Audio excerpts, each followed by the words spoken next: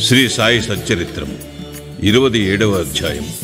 భాగవతము విష్ణు సహస్రనామములనిచ్చి అనుగ్రహించుట, దీక్షితు యొక్క విఠల్ దర్శనము, గీతా రహస్యము, కాపర్డే దంపతులు. బాబా మత గ్రంథములను తమ స్వహస్తములతో స్పృశించి పవిత్రము చేసి వానిని తమ భక్తులకు పారాయణము కొరకు ప్రసాదించుట మొదలగునవి ఈ అధ్యాయములో చెప్పుకుందాము. మానవుడు సముద్రములో మునుగకనే అన్ని తీర్థములలోనూ పుణ్య నదులలోనూ స్నానము చేసిన పుణ్యము లభించును. అటులనే మానవుడు సద్గురుని పాదారవిందములను ఆశ్రయింపగనే త్రిమూర్తులకు అనగా బ్రహ్మ విష్ణు మహేశ్వరులకు నమస్కరించిన ఫలముతో పాటు పరబ్రహ్మమునకు నమస్కరించిన ఫలితము కూడా లభించును. కోరికలను నెరవేర్చు కల్పతరువు, జ్ఞానమునకు సముద్రమును, మనకు ఆత్మ సాక్షాత్కారమును కలుగు చేయనట్టి శ్రీ సాయి మహారాజుకు జయమగుగాక. ఓ సాయి, నీ కథలందు శ్రద్ధను కలుగు చేయము. చాతకపక్షి మేఘజలము తాగి ఎట్లు సంతసించునో అటులనే నీ కథలను చదువువారును వినువారును మిక్కిలి ప్రీతితో వారిని గ్రహింతురుగాక. నీ కథలు వినినప్పుడు వారికి వారి కుటుంబములకు సాత్విక భావములు కలుగునుగాక. వారి శరీరములు చమరించుగాక. వారి నేత్రములు కన్నీటిచే నిండుగాక. వారి ప్రాణములు స్థిరపడుగాక. వారి మనస్సులు ఏకాగ్రమగుగాక. వారికి గగుర్పాటు కలుగుగాక. వారు వెక్కుచూ ఏడ్చి వణకెదరుగాక. వారిలో గల వైషమ్యములు తరతమ భేదములు నిష్క్రమించుగాక. ఇట్లు జరిగినచో గురువుగారి కటాక్షము వారిపైన ప్రసరించినదనుకునవలెను. ఈ భావములు నీలో కలిగినప్పుడు గురువు మిక్కిలి సంతసించి ఆత్మసాక్షాత్కారమునకు దారి చూపును. ఈ మాయాబంధముల నుండి స్వేచ్ఛ పొందుటకు బాబాను హృదయపూర్వకముగా శరణాగతి వేడవలను. వేదములు నిన్ను మాయి అనే మహాసముద్రమును దాటించలేవు. సద్గురువే ఆ పని చేయగలడు. సర్వజీవకోటియందును భగవంతుని చూచునట్లు చేయగలరు. గ్రంథములను పవిత్రము చేసి కానుకగా నిచ్చుట. ముందటి అధ్యాయములో బాబా బోధనలనుచు తీరులను చూచితిమి. అందులో ఇంకొక దానిని ఈ అధ్యాయములో చూచెదము. కొందరు భక్తులు మత గ్రంథములను పారాయణ చేయుటకు బాబా చేతికిచ్చి బాబా పవిత్రము చేసిన పిమ్మట వానిని పుచ్చుకొనిడివారు. అట్టి గ్రంథములు పారాయణ చేయునప్పుడు బాబా తమతో ఉన్నట్లు భావించడివారు. ఒకనాడు కాకా మహాజని ఏకనాథ భాగవతమును తీసుకుని షిరిడీకి వచ్చాను. శ్యామ ఆ పుస్తకమును చదువుటకై తీసుకుని మసీదుకు పోయాను. అచ్చట బాబా దానిని తీసుకుని చేతితో తాకి కొన్ని పుటలను త్రిప్పి శ్యామాకిచ్చి దానిని తన వద్ద ఉంచుకొమ్మనెను. అది కాకా పుస్తకమనియు అందుచే దానిని అతనికిచ్చివేయవలెననియు శ్యామా చెప్పాను. కాని బాబా, దానిని నేను నీకిచ్చి తిని దానిని జాగ్రత్తగా నీ వద్ద ఉంచుకొనుము, అది నీకు పనికి వచ్చును అనేది. ఈ ప్రకారముగా బాబా అనేక పుస్తకములు శ్యామా వద్ద నుంచెను. కొన్ని దినముల పిమ్మట కాకా మహాజని తిరిగి భాగవతమును తెచ్చి బాబాకిచ్చెను. బాబా దానిని తాకి ప్రసాదముగా మహాజనికే ఇచ్చి దానిని భద్రపరచమనెను. అది అతనికి మేలు చేయుననిది. కాకా సాష్టాంగ నమస్కారముతో స్వీకరించెను. శ్యామ విష్ణు సహస్రనామముల పుస్తకము. శ్యామ బాబాకు మిక్కిలి ప్రియభక్తుడు. బాబా అతనికి మేలు చేయ నిశ్చయించి విష్ణు సహస్రనామమును ప్రసాదముగా నిచ్చెను. దానిని ఈ క్రింది విధముగా జరిపెను. ఒకప్పుడు సమర్థ రామదాసు భక్తుడైన ఒక రామదాసి షిరిడీకి వచ్చాను. కొన్నాళ్లు అక్కడుండెను. ప్రతిరోజు ఉదయమే లేచి ముఖము కడుగుకొని స్నానము చేసి పట్టుబట్టలు ధరించి విభూతి పూసుకొని విష్ణు సహస్రనామమును అధ్యాత్మ రామాయణమును శ్రద్ధతో పారాయణ చేయుచుండెను. అతడి గ్రంథములు అనేకసార్లు పారాయణ చేశాను. కొన్ని దినముల పిమ్మట బాబా శ్యామాకు మేలు చేయి నిశ్చయించి విష్ణు సహస్రనామ పారాయణము చేయింపదలచెను. కావున రామదాసుని పిలిచి తమకు కడుపు నొప్పిగా ఉన్నదనియు సోనాముకు తీసుకొన్నదే నొప్పి తగ్గదనియు కనుక బజారుకు పోయి ఆ మందును తీసుకుని రమ్మని కోరెను. పారాయణము ఆపి రామదాసి బజారుకు పోయెను. బాబా తమ గద్దె దిగి రామదాసి పారాయణ చేయి స్థలమునకు వచ్చి విష్ణు సహస్రనామ పుస్తకమును తీసుకొని తమ స్థలమునకు తిరిగి వచ్చి ఇట్లనెను. ఓ శ్యామ, ఈ గ్రంథము మిగుల విలువైనది, ఫలప్రదమైనది కనుక నీకిది బహూకరించుచున్నాను. నీవు దీనిని చదువుము. ఒకప్పుడు నేను మిగుల బాధపడి తిని నా హృదయము కొట్టుకొనెను. నా జీవితము అపాయములో నుండెను. అట్టి సందిగ్ధ స్థితి యందు నేను ఈ పుస్తకమును నా హృదయమునకు హత్తుకొంటిని.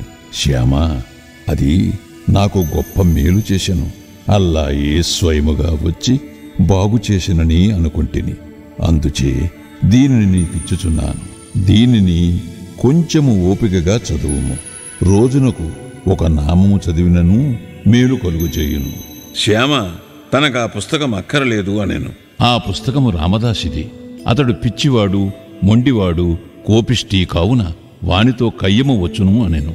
మరియు తాను అనాగరికుడకుటచే దేవనాగరి అక్షరములు చదువులేను అనెను. వినోదార్థము తనకు రామదాసితో బాబా కయ్యము కలుగు చేయుచున్నాడని శ్యామ అనుకుననే గాని బాబా తనకు మేలు కలుగు చేయుచున్నాడని అనుకునలేదు. బాబా ఈ సహస్రనామమనే మాలను శ్యామ మెడలో వేయ నిశ్చయించెను. అతడు అనాగరికుడైనప్పటికీ బాబాకు ముఖ్య భక్తుడు. బాబా ఈ ప్రకారం అతనిని ప్రపంచ బాధల నుండి తప్పించగోరెను. భగవన్నామ ఫలితము అందరికీ విషిదమే. సకల పాపముల నుండి, దురాలోచనల నుండి, చావు పుట్టుకుల నుండి అది మనలను తప్పించును. దీనికంటే సులభమైన సాధనము ఇంకొకటి లేదు. అది మనస్సును పావనము చేయుటలో మిక్కిలి సమర్థమైనది. దానికి ఎట్టి తంతు కూడా అవసరము లేదు. దానికి నియమములేమీయూ లేవు. అది మిగుల సులభమైనది, ఫలప్రదమైనది. శ్యామాకు ఇష్టము లేనప్పటికీ వానిచే దానిని అభ్యసింపచేయవలనని బాబాకు దయ కలిగెను. కనుక దానిని బాబా వానిపై బలవంతముగా రుద్దెను. ఆ ప్రకారముగానే చాలా కాలము క్రిందట ఏకనాథ మహారాజు బలవంతముగా విష్ణు సహస్రనామము ఒక బీద బ్రాహ్మణునిచే పారాయణ చేయించి వానిని రక్షించెను. విష్ణు సహస్రనామ పారాయణ చిత్తశుద్ధికి ఒక విశాలమైన చక్కటి మార్గము. కాన దానిని బాబా శ్యామాకు బలవంతముగా ఇచ్చెను. రామదాసి త్వరలో సోనాముఖి తెచ్చెను. అన్నా చించనీకర్ అక్కడనే ఉండెను. నారదుని వలె నటించి జరిగినదంతయు అనికి చెప్పాను. రామదాసి వెంటనే కోపముతో మండిపడెను. కోపముతో శ్యామాపై పడి శ్యామాయే కడుపు నొప్పి సాకుతో బాబా తనను బజారునకు పంపునట్టు చేసి ఈ లోపల పుస్తకమును తీసుకొనెనని అనెను. శ్యామాను తిట్టనారంభించాను. పుస్తకము ఈయనచో తల పొగలు కొట్టుకుందునెను. శ్యామ నెమ్మదిగా జవాబిచ్చాను. కాని ప్రయోజనము లేకుండాను. అప్పుడు దయతో బాబా రామదాసితో ఇట్లు పలికెను. ఓ రామదాసి, ఏమి సమాచారము? ఎందులకు చిరాకు పడుచున్నావు? శ్యామ మనవాడు కాడా? అనవసరముగా వాని నేల తిట్టెదవు. ఎందుకు జగడమాడుచున్నావు? నెమ్మదిగా ప్రేమతో మాటలాడలేవా? ఈ పవిత్రమైన గ్రంథములను నిత్యము పారాయణ చేయుచుంటివి గాని ఇంకనూ నీ మనస్సు అపవిత్రముగాను అస్వాధీనముగాను ఉన్నట్లున్నది. నీ వెట్టి రామదాసివయ్యా, సమస్త విషయములందు నీవు నిర్మలముగా నుండవలను. నీవా పుస్తకమును అంతగా అభిలషించుట వింతగానున్నది. నిజమైన రామదాసికి మమత కాక సమతయుండవలను. ఒక పుస్తకము కొరకు శ్యామాతో పోరాడుచున్నావా? వెళ్ళు, నీ స్థలములో కూర్చునుము. ధనమిచ్చిన పుస్తకములు అనేకములు వచ్చును, కానీ మనుష్యులు రారు. బాగా ఆలోచించు, తెలివిగా ప్రవర్తింపుము. నీ పుస్తకము విలువ ఎంత? శ్యామాకు దానితో ఎట్టి సంబంధము లేదు. నేనే దానిని తీసుకుని వానికిచ్చి తిని. నీకది కంఠపాఠముగా వచ్చును గదా. కావున శ్యామ దానిని చదివి మేలు పొందుననుకుంటుని. అందుచే దానిని అతనికిచ్చి తిని. బాబా పలుకులెంత మధురముగా, మెత్తగా, కోమలముగా, అమృతతుల్యముగానున్నవి. వాని ప్రభావము విచిత్రమైనది. రామదాసి శాంతించాను. దానికి బదులు పంచరత్న గీతయ్యను గ్రంథమును శ్యామా వద్ద తీసుకొనదెను అనెను. శ్యామ మిక్కిలి సంతోషించి ఒక్కటేలా 10 పుస్తకములు ఇచ్చేదను అనెను. బాబా ఈ విధముగా వారి తగువును తీర్చెను. ఇందులో ఆలోచించవలసిన విషయమేమనా, రామదాసి పంచరత్న గీత నేలకోరెను. అతడు లోనున్న భగవంతుని తెలుసుకున్నటకు ఎన్నడూ యత్నించి ఉండలేదు. ప్రతి నిత్యము మత గ్రంథములను మసీదులో బాబా ముందర పారాయణ చేయువాడు. శ్యామాతో బాబా ఎదుట ఏల జగడమాడెను. మనము ఎవరిని నిందించవలనో, ఎవరిని తప్పు పట్టవలనో పోల్చుకొనలేము. ఈ కథను ఈ విధముగా నడిపించకపోయినచో ఈ విషయము యొక్క ప్రాముఖ్యము, భగవన్నామస్మరణ ఫలితము, విష్ణు సహస్రనామ పారాయణ మొదలగునవి శ్యామాకు తెలిసియుండవు. బాబా బోధించు మార్గము, ప్రాముఖ్యము కలుగు చేయి విషయములు సాటిలేనివి. ఈ గ్రంథమును క్రమముగా శ్యామ చదివి దానిలో గొప్ప ప్రావీణ్యము సంపాదించాను. శ్రీమాన్ బూటీ అల్లుడగు జీజీ నార్కేకు బోధించగలిగాను. ఈ నార్కే పూనా ఇంజనీరింగ్ కాలేజీ ప్రిన్సిపాల్గా నుండెను. గీతా రహస్యము.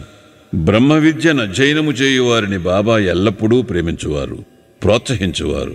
ఇచ్చట దానికొక ఉదాహరణమిచ్చేదము. ఒకనాడు బాపూసాహెబ్ జోగ్కు ఒక పార్సిల్ వచ్చెను. అందులో తిలక్ వ్రాసిన గీతా రహస్యముండెను.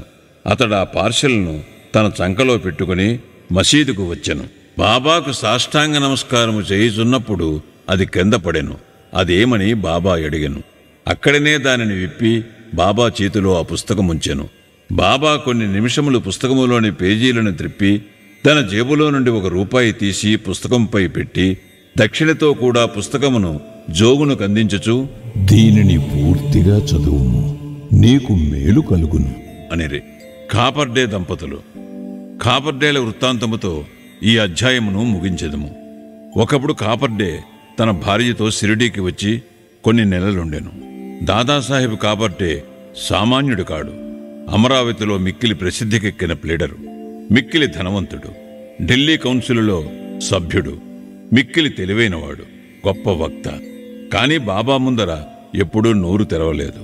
అనేక మంది భక్తులు పలుమారులు బాబాతో మాట్లాడిరి, వాదించిరి. కాని 3 మాత్రము కాపర్డే, నోల్కర్, బూటీ నిశ్శబ్దముగా కూర్చుండేవారు. వారు వినయ విధేయత, నమ్రతలు ఉన్న ప్రముఖులు. పంచదశని ఇతరులకు బోధించగలిగిన కాపర్డే బాబా ముందర మసీదులో కూర్చున్నప్పుడు నోరెత్తి మాట్లాడువాడు కాడు. నిజముగా మానవుడు ఎంత చదివినవాడైనను, వేదపారాయణ చేసినవాడైనను బ్రహ్మజ్ఞాని ముందర వెలవెలపోవును. పుస్తక జ్ఞానము బ్రహ్మజ్ఞానము ముందు రాణించదు. దాదాసాహెబ్ కాపర్డే 4 మాసములుండెను. కాని అతని భార్య 7 మాసములుండెను. ఇద్దరునూ షిరిడీలో నుండుటచే సంతసించిరి. కాపర్డే గారి భార్య బాబాయందు భక్తి శ్రద్ధలు కలిగి ఉండేది. ఆమె బాబాను మిగులు ప్రేమించుచుండెను. ప్రతిరోజు 12 గంటలకు బాబా కొరకు నైవేద్యము స్వయముగా తెచ్చుచుండెను. దానిని బాబా ఆమోదించిన తరువాత తాను భోజనము చేయుచుండెను. ఆమె యొక్క నిలకడను, నిశ్చల భక్తిని బాబా ఇతరులకు బోధించనించెను. ఆమె ఒకనాడు మధ్యాహ్న భోజన సమయమున ఒక పళ్ళెములో సాంజ, పూరి, అన్నము, పులుసు, పరమాన్నము మొదలుగున్నవి మసీదుకు తెచ్చెను. గంటల కొలది ఊరకనేయుండు బాబా ఆనాడు వెంటనే లేచి భోజన స్థలములో కూర్చుండి ఆమె తెచ్చిన పళ్ళెముపై ఆకు తీసి త్వరగా తిననారంభించాను. శ్యామ ఇట్లడిగాను, ఎందుకీ పక్షపాతము? ఇతరుల పళ్ళెములు నెట్టివైచెదవు, వాని వైపు చూడనైనా చూడవు. కాని దీనిని నీ దగ్గరికి ఈడ్చుకుని తినుచున్నావు. ఈమె తెచ్చిన భోజనం ఎందుకంత రుచికరము? ఇది మాకు సమస్యగానున్నది. బాబా ఇట్లు బోధించాను.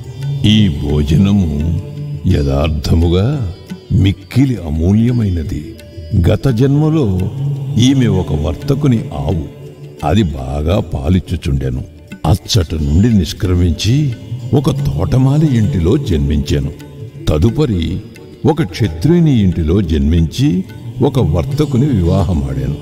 తరువాత ఒక బ్రాహ్మణుని కుటుంబములో జన్మించాను. చాలా కాలము పిమ్మట ఆమెను నేను చూచితిని. కావున ఆమె పళ్ళెము నుండి ఇంకను కొన్ని ప్రేమయుతముగు ముద్దలను తీసుకుని నిండు. ఇట్లనుచూ బాబా ఆమె పళ్ళెమును ఖాళీ చేశాను. నోరు చేతులు కడుగుకుని త్రేన్పులు తీయిచూ తిరిగి తన గద్దెపై కూర్చుండాను. అప్పుడు ఆమె బాబాకు నమస్కరించాను. బాబా కాళ్లను పిసుకుచుండాను. బాబా ఆమెతో మాట్లాడతొడంగాను. బాబా కాళ్లను తోముచున్న ఆమె చేతులను బాబా తోముటకు ప్రారంభించాను. గురు శిష్యులు ఒండరుల సేవ చేసుకున్నట్టు చూచి శ్యామ ఇట్లనెను, చాలా బాగా జరుగుతున్నది.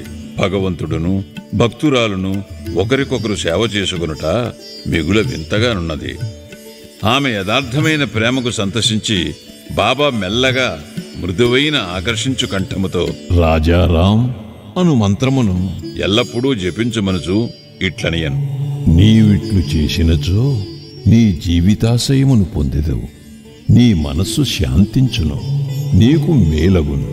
ఆధ్యాత్మికము తెలియని వారికి ఇది సామాన్య విషయములే కనిపించును.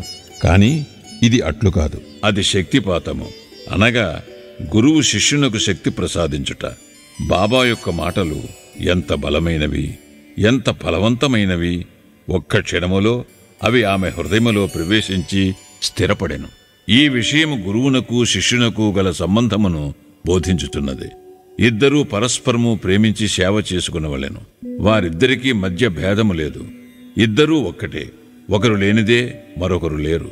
శిష్యుడు తన శిరస్సును గురువు పాదముల మీద పెట్టుట బాహ్య దృశ్యమే కాని యథార్థముగా వారిరువురూ లోపల ఒక్కటే. వారి మధ్య భేదము పాటించువారు పక్వమునకు రానివారు, సంపూర్ణ జ్ఞానము లేనివారును. శ్రీ సాయినాథాయ నమః. 27వ అధ్యాయము సంపూర్ణము. సద్గురు శ్రీ సాయినాథార్పణమస్తు. శుభం భవతు.